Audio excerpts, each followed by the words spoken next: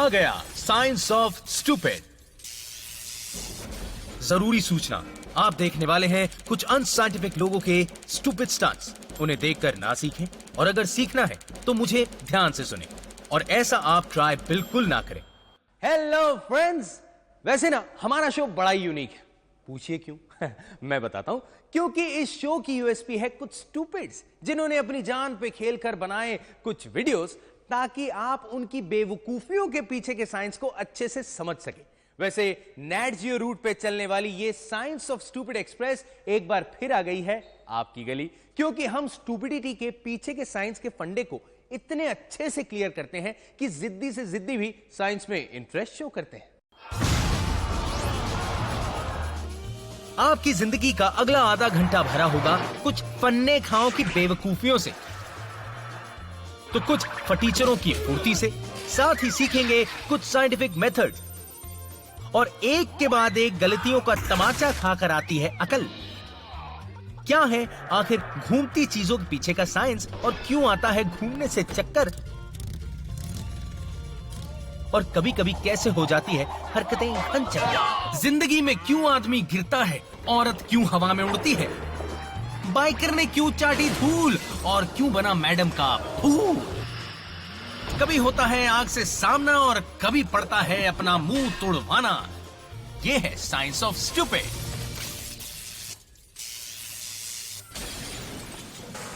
आज के एपिसोड में देखेंगे कि गाड़ी की कैसे होगी मिट्टी पलीद, और कहां से धुआं निकलेगा। अरे बाप रे!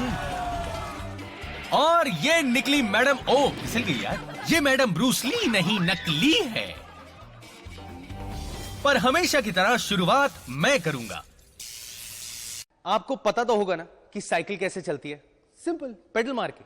पर कभी कभी ना कई ऐसे आलसी लोग भी साइकिल खरीद लेते हैं जिन्हें पेडल मारने का मन ही नहीं करता, बस टांगे पेडल पे फंसाकर बैठ जाते हैं और कूदा फांदी करते रहते हैं। अरे क्या हो गया भाई, पेडल खराब हो गया? अबे ग्रीजिंग कर लो। अबे तुम्हारे तो टायर भी काम नहीं कर रहे यार, इसीलिए शायद हड्डी टूटने के पेशेंट्स बढ़ रहे हैं। ये छोटी छोटी और मजबूत साइकिल के साथ ना आजकल के ये नौटंकीबाज लोगों को एक बनी हॉप नाम का मूव करने का बुखार चढ़ा हुआ है। यात्रीगण अपने निजी सामान का ध्यान खुद रखें। भैया बड़ी तेज लगी होगी।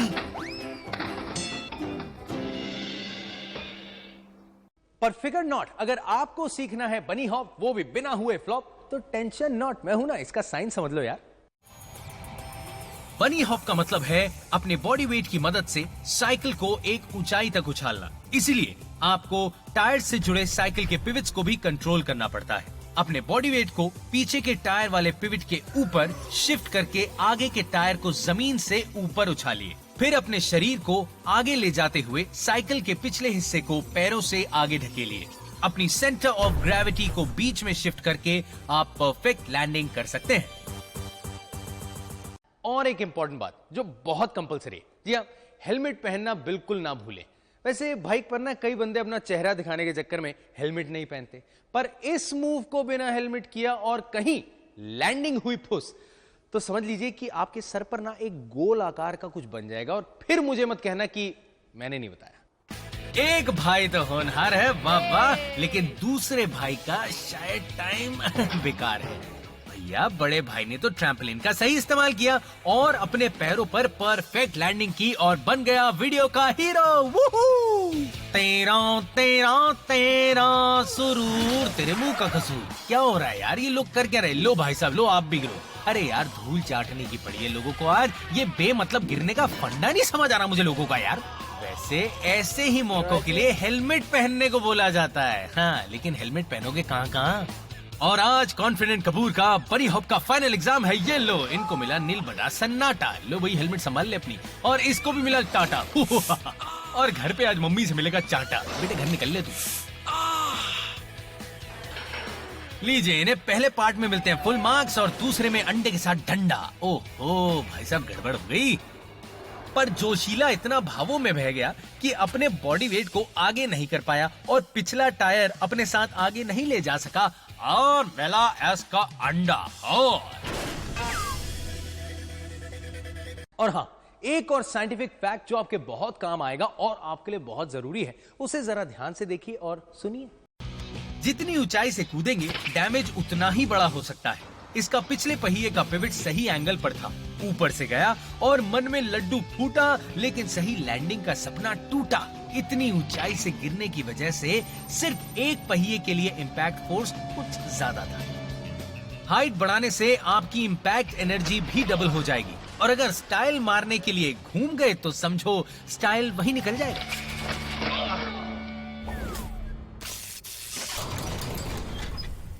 ये स्कीइंग, स्नोबोर्डिंग, वाटर स्कीइंग बहुत हो गया ना, पर क्या हो अगर इन तीनों का एक्साइटमेंट और तीनों की स्टूपिडिटी को एक साथ जोड़ दिया जाए।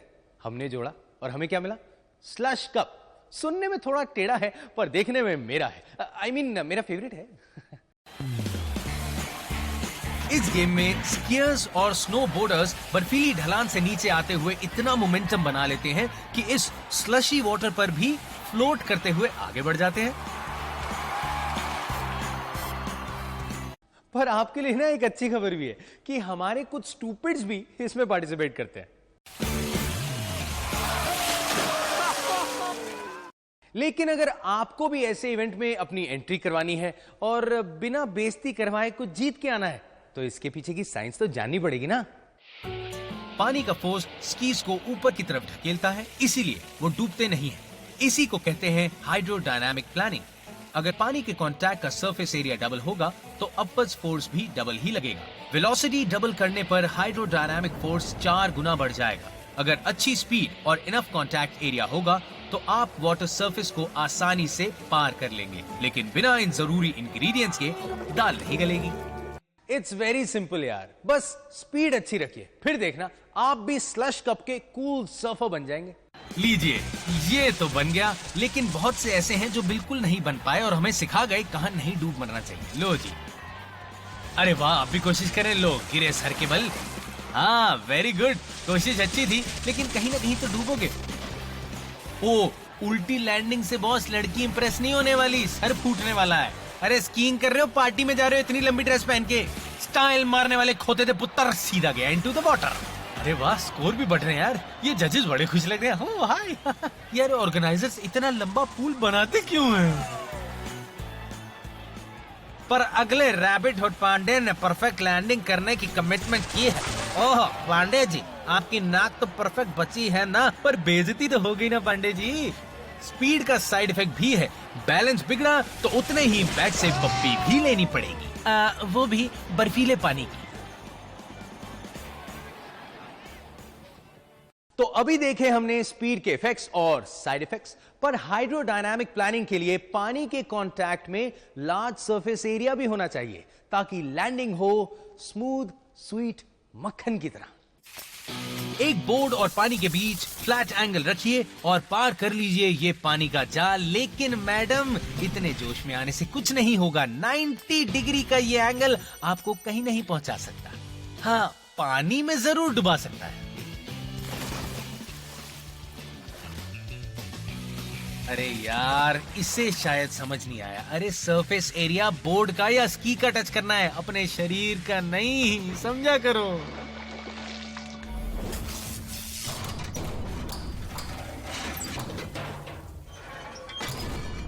बड़े बड़े मोटे मोटे टायर्स वाली गाड़ी अपनी मर्जी की मालिक, जहां चाहे वहां चली जाती है। अब आप सोच रहे होंगे ये गाड़ी है कौन सी? अरे खुद ही देख लो यार।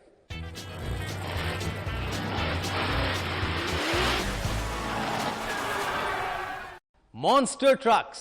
पर इसमें भी एक दिक्कत है, इसके बड़े बड़े भारी मॉन्स्टर्स रबर टायर्स की वजह से इन्हें कंट्रोल करना थोड़ा मुश्किल हो सकता है, पर हमारी साइंस सुनने के बाद हो सकता है आपको यह काम आसान लगे।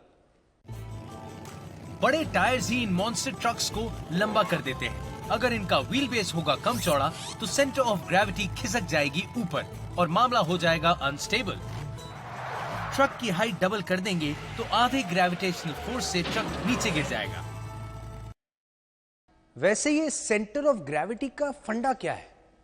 क्या इससे बहुत फर्क पड़ता है? इस एंग्री ओल्ड ट्रक को कीचड़ में दौड़ाने का बदला ये ट्रक खुद लेगा। मुझे कीचड़ में दौड़ाया, अब मैं तुम लोगों को कीचड़ में नहलाऊंगा। चलो अच्छा है, वैसे भी आज ड्राइवर नहा के नहीं आया था, उसकी भी सफाई हो जाएगी। ओह गॉड, ये ऑटोग्राफ लेने वालों को दूर करो यार प्लीज।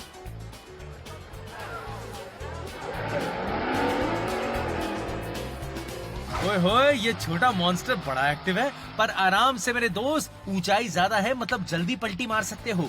लाइफ में कभी कभी पलटी बाजों से तो बच जाते हैं, पर टायर की तरह धोखेबाज अक्सर काम कर जाते हैं।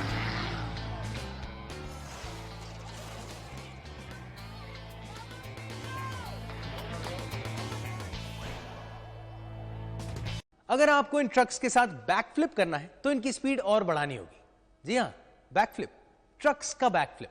अरे करते हैं यार, हमारे स्टूपिड एक्सपेरिमेंटर्स करते हैं। लेकिन ऐसी करीब 4 टन की गाड़ी को समरसॉल्ट कराने के लिए आपको इसकी स्पीड रखनी होगी कम से कम 48 किलोमीटर पर आवर। जनाब लेजी ड्राइवर, ये स्पीड तो 4 किलोमीटर पर आवर भी नहीं। अब जरा थोड़ी साइंस सुनिए। जितना ज्यादा ट्रक का मास होगा, उसे घूमने में उतना ही फोर्स लगेगा। लो जी, एक और कूल मॉन्स्टर ट्रक अरेना में। क्या इसमें है वो बात? ये जिंदगी में हर बात को पलटेगा, पलटू राम।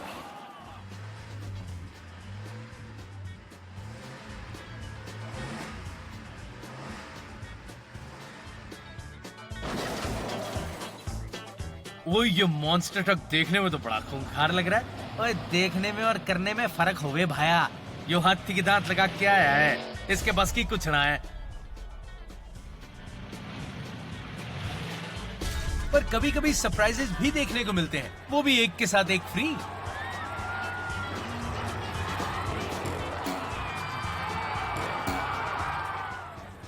रबर के बड़े बड़े बाउंसी टायर्स ने ट्रक को एक बार और घूमने का मौका दिया। फिर ड्राइवर को यह सरप्राइज थोड़ा भारी पड़ गया होगा।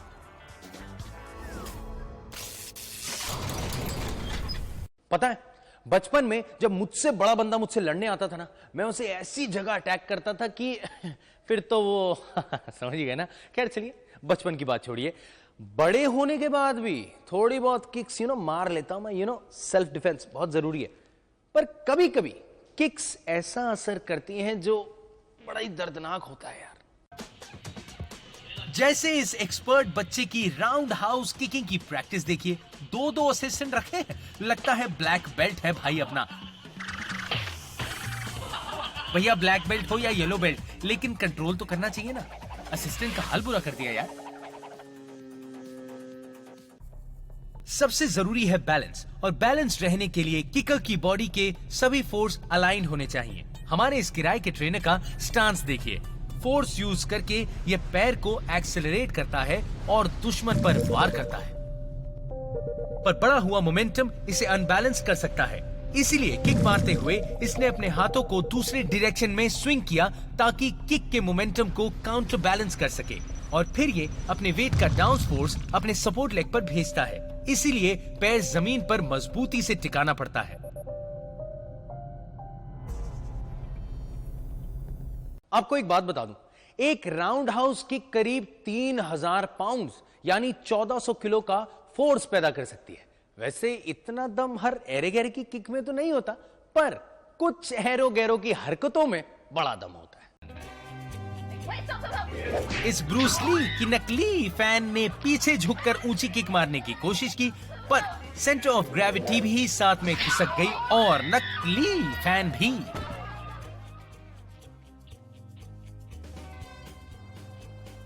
हाँ भाई, पैंट वैंट ठीक कर ले, तूने किक मारनी है ये बात। अबे वो तो नकली थी, तू मेरे ख्याल नई पैंट लेके आ पहले। कोई किक से पहले पैंट सेट करता है? अब इसे देख लो, लड़कियों के सामने कॉमेडी कर रहा है। अबे कॉमेडी तो तेरी होगी, नाक फूट गई तेरी। अबे तू क्या किक मारेगा बे, तेरी निक्कर अटकेगी। देखा, बोल रहा था बे मैं। लाल पैंट मिस्टर फौलादी सिंह, आजा। इससे हमें सीख मिलती है कि अपने सामने वाले को अपने से कम मत समझो। उस केकड़ी मास्टर ने लाल पैंट का पैर पकड़ के किनारे कर दिया और गए भैंस पानी में। और कभी कभी ना हमारे अटैक से पहले ही हम पे अटैक हो जाए। अबे इसकी तो दिमाग की बत्ती जल गई।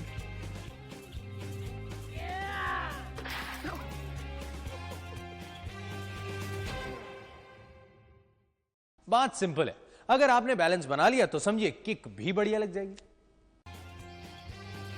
पर ना तो दोस्तों पर ट्राई करें और ना खुद पर। यार साइंस का शो होस्ट करता हूं ना, इसलिए आजकल लोग मुझसे साइंटिफिक सवाल करने लग गए हैं। यार ये लाइफ शुरू कैसे हुई थी? अच्छा एलियंस होते हैं कि नहीं? या फिर इंसान हवा में उड़ सकता है कि नहीं? यार बस करो यार, हद करते हो यार। मैं साइंस प्रोफेसर नहीं हूं, मैं साइंस शो का प्रेजेंटर हूं यार, और वो भी एक फनी साइंस शो का। पैराग्लाइडर्स, हैंग ग्लाइडर्स हम इंसानों को बर्ड्स की फीलिंग देते हैं। वाह वाह, खुले आसमान में जहां चाहो वहां टर्न ले लो। पर कोई कोई तो जहां चाहे वहां और कुछ भी कर देते हैं। कई लोग अपने आप को समझते हैं बर्ड्स की ब्रीड का, होते केंचुए की ब्रीड के हैं, जैसे कि ये भाई साहब। इन ग्लाइडर्स यानी एयरफॉयल को उड़ाने के लिए रॉकेट साइंटिस्ट होने की जरूरत नहीं है। मैं हूं ना, मैं लेके आया हूं इसके पीछे का एरोनॉटिकल साइंस। मैं बताता हूं ये एयरफॉयल को लिफ्ट कैसे मिलती है। एयरफॉयल का शेप ऐसा होता है कि उसके नीचे के मुकाबले ऊपर हवा तेज चलती है। इससे एयरफॉयल के नीचे प्रेशर बढ़ जाता है और वो ऊपर उठता है। इसे स्टीयर करने के लिए आप एक तरफ से एयरफॉयल खींचिए, जिससे आप हवा में घूम जाएंगे, पर आपकी ड्रॉप स्पीड बढ़ जाती है। लैंडिंग के लिए एयरफॉयल के पिछले हिस्से को खींचिए ताकि विंड रेजिस्टेंस बढ़े और एक ब्रेक लगे। तो टर्निंग के लिए क्या करना है? एयरफॉयल की साइड से खींचिए और जहां मन करे वहां मोड़िए। ये एक कॉन्फिडेंट मन चला है। इसने लैंडिंग पेड़ों के बीच के इलाके में करने की सोची और सोचा क्यों ना इस बार लैंडिंग पेड़ पर ही की जाए। इसने सोचा था या इसकी किस्मत ने सोचा था? पर बेटा अब नीचे कैसे आएगा? ये बंदा एक्सपीरियंस लग रहा है, बहुत अच्छे से हसीन वादियों के बीच घने जंगल में लैंडिंग के लिए आगे बढ़ता हुआ। पर हालात देखकर लगता नहीं है कुछ झंडे गाड़ पाएगा। लो भैया, खुद झंडा बनकर लटक गया पेड़ पे। ये लो जी, ये है खुले आसमान का खिलाड़ी, पीछे पंखा टांग के निकल पड़ा आसमान नापने। और वो है स्टैचू ऑफ लिबर्टी। ऊपर से इसका नजारा है कमाल का। अरे वाह, ये तो लिबर्टी के हाथों पे ही टंग गया। ये हाथ मुझे दे दे लिबर्टी। हवा में घूमना आ गया ना, तो अब बारी है खूबसूरती से परफेक्ट लैंडिंग करने की। मौसी जी, फ्लाइट कैंसल।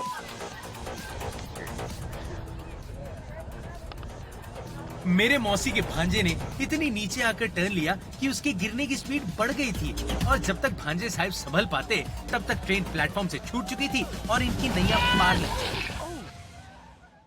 एक और ट्विस्ट है यार, आपको एयरफॉयल की साइड्स के एयर प्रेशर को केयरफुली कंट्रोल करना तो है ही, पर साथ ही में विंड रेजिस्टेंस को भी मैक्सिमाइज करना पड़ेगा ताकि लैंडिंग देखने वाले आपसे इंप्रेस हो जाए यार।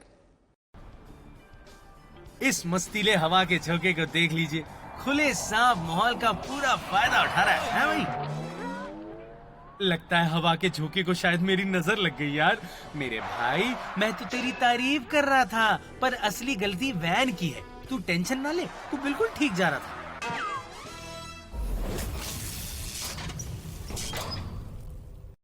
वैसे कार चलाना कितना आसान है ना, बस इंजन ऑन किया, गियर लगाया, एक्सेलेरेटर दबाया और जूम निकल गए। पर कुछ नौटंकीबाज ऐसे भी हैं जिन्हें कार आगे बढ़ाने से कोई मतलब ही नहीं है क्योंकि उनका शौक है बर्नआउट। बर्नआउट तब होता है जब व्हील्स के एक सेट पर ब्रेक लगाते हैं और दूसरे को स्पिन करते हैं। ये वैसे आप किसी कार से भी कर सकते हैं और मोटर बाइक पे भी, पर अपने पेट पे करना किसी स्टूपिड का ही काम है। तेरा चीखना बनता है। God, it sucks so bad. अरे तुझे इलाज की जरूरत है मेरे दोस्त, एक काम कर, मेंटल डॉक्टर के पास जा तू। आप सोच रहे हैं यार कार तो रोज ड्राइव करता हूं, आज थोड़ा बर्नआउट किया जाए, तो मेरी मानिए प्लीज, बिल्कुल नहीं, ऐसा मत करना। मैं नुकसान झेल चुका हूं और आप ना झेलो, इसीलिए मैं आपको विद एग्जांपल दिखाता हूं। लीजिए देखिए।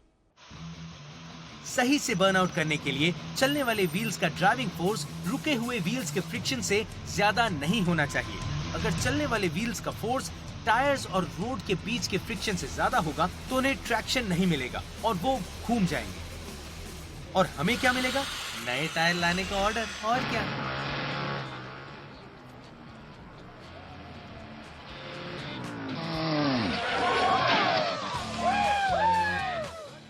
पीछे से हाथ लगा रहे दोस्तों का दम कुछ ज्यादा ही लग गया और अपने बाइकर दोस्त की हो गई इनसाइड। कसम से यार, बाइकर ने ना दोस्तों को दौड़ा दौड़ा के मारा होगा। दोस्तों को भी ना आदत होती है फालतू में मदद करने की कई बार। अबे जरूरत है तो मदद करो, रहने दो यार। वैसे ये दोस्त बड़े काम का है, इसलिए जहां जरूरत है वहां फ्रिक्शन लगाया है अगले वाले व्हील पर। गुड जॉब यार मेरे टकलू।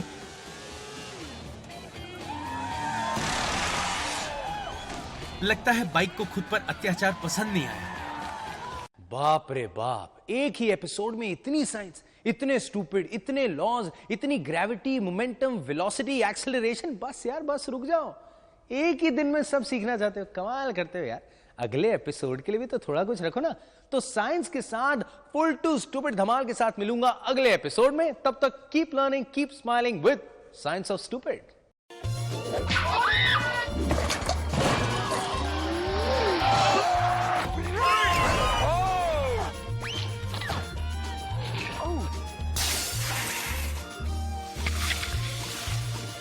No.